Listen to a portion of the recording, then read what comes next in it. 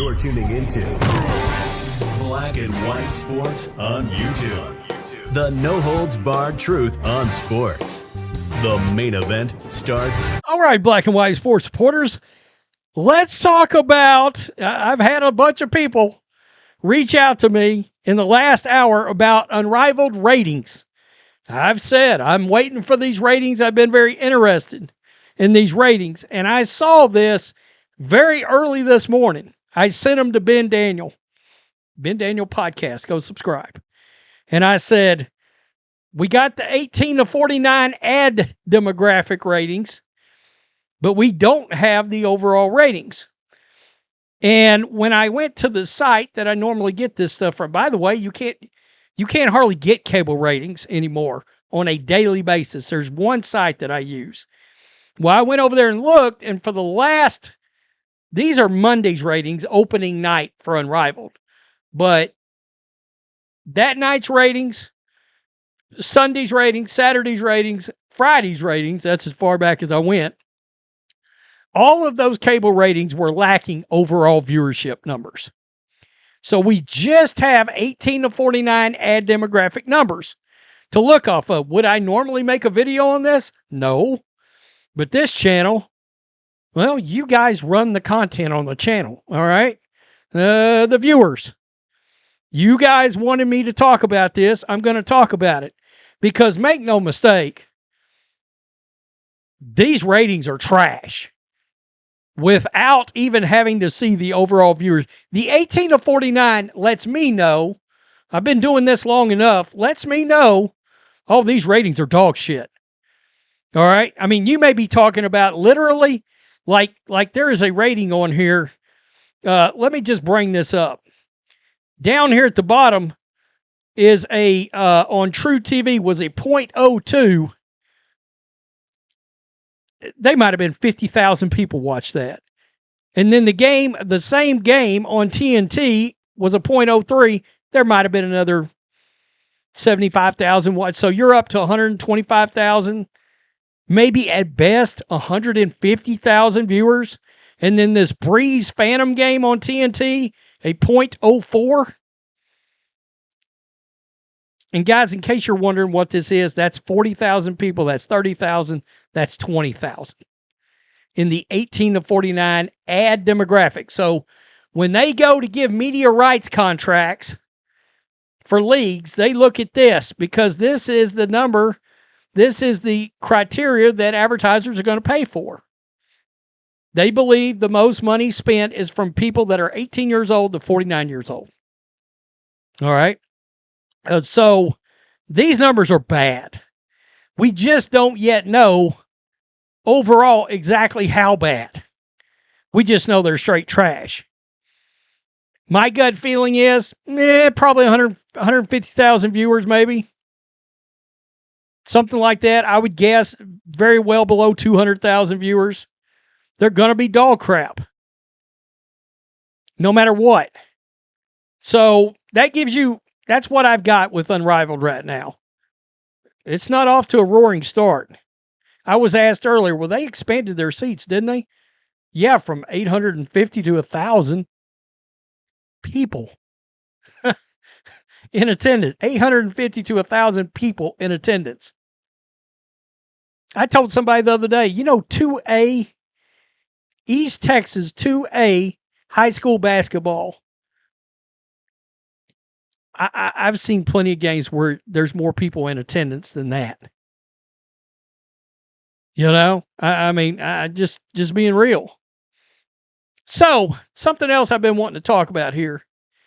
This was and by the way, all this comes on the backs of this sustainability comment from Nafisia Collier the other day talking about how stable the Unrivaled is, and the WNBA should really take note of that.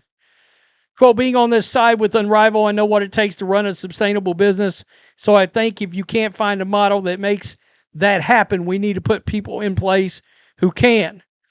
And of course, after seeing these ratings now, you got to be joking. This is why she was getting destroyed the other day, because everybody knew Everybody was anticipating. Number one, there was no social media buzz. There was no buzz for this coming back at all. Number two, where's your stars at in this league? I mean, look, I understand the league itself is trying to ramrod Paige Beckers down everybody's throats right now. Oh my God, she's brave, stunning, and courageously playing basketball. Zero fire around her. She ain't bringing a motor scooting viewer to nobody. I mean, come on. Let's be honest.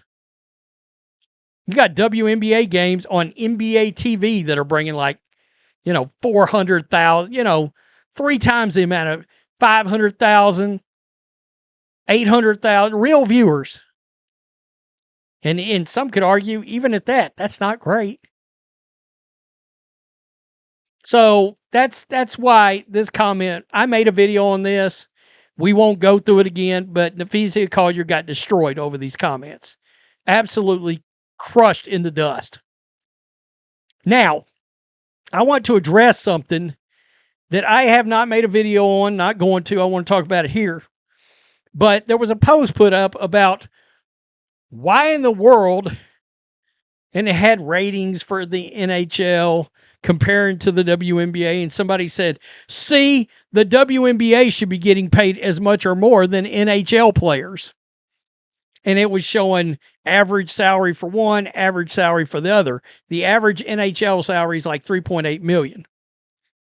And as I'm looking at this post, I'm like, okay, but what is the media rights deal? And by the way, whoever it was that put this up, it was some women's rights, BS, blah, blah, blah. I don't know. Women's sports. I think some women's athletes actually run the account. And I was like, okay, Brainiac, but you put this up and people called them out because they didn't even bring up the main audience for the NHL, which is Canadian viewers. I mean, that's why it matters. That's why there's more money, because you're not giving the full story. Most NHL games I see, weekly games, are drawing pretty good viewership.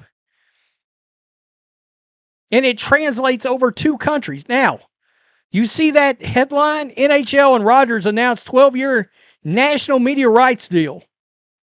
Okay, before I get into this, the WNBA has I believe it's a 10-year, $2.2 billion deal. Now, just quick math.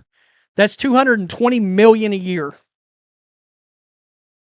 Okay, $2.2 billion. $220 million a year.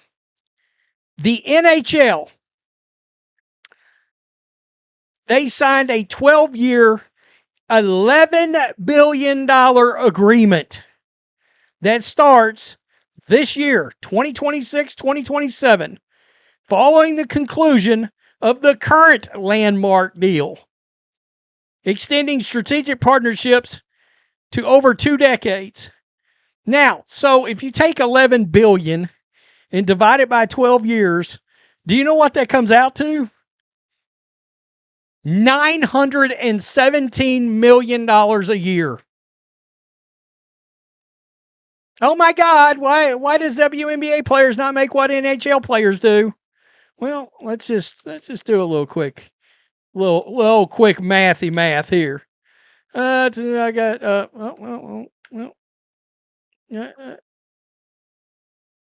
okay, that comes to a $696 million a year revenue difference. That's why it's not close. I keep telling everybody, merch is great, attendance is great, gate revenue is great, but television rights money drives every major sport collective bargaining agreement in existence. TV media rights. How much is somebody willing to pay you to consume over the television or over streaming now too? Whatever. And that's why the WNBA, because keep in mind, they're going from 60 million to 220 million. It's actually more like 260 because some of the previous media rights deals for something like Ion are still there and kind of drag over. It's a little complicated, but nonetheless, you get my point. It's a $900 million. It's a 600 and okay, let's just call it $675 million difference. Well, that's a lot of zeros those WNBA players aren't going to get because the media rights deal is not, even the new media rights deal is not anything compared to the NHL. Why? Because while an NHL game on ESPN might draw 1.2 million viewers in the U.S., and some dumbass account like that points it out and goes, well, see the ratings. Well, what you're not counting is the other 3 or 4 million in Canada that watched, and it's actually a 5 million viewership game. I'm going to keep it real. Some of these folks are retarded. Oh my God, Rhodes, you're not supposed to. No, on this channel, we talk freely.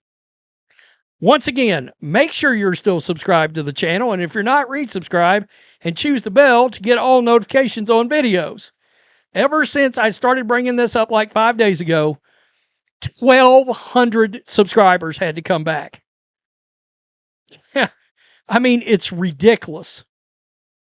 It is utterly ridiculous that many people, and they got unsubscribed unbeknownst to their own knowledge. Tell me what you think. Peace. I'm out. Till next time. Thanks for watching the show.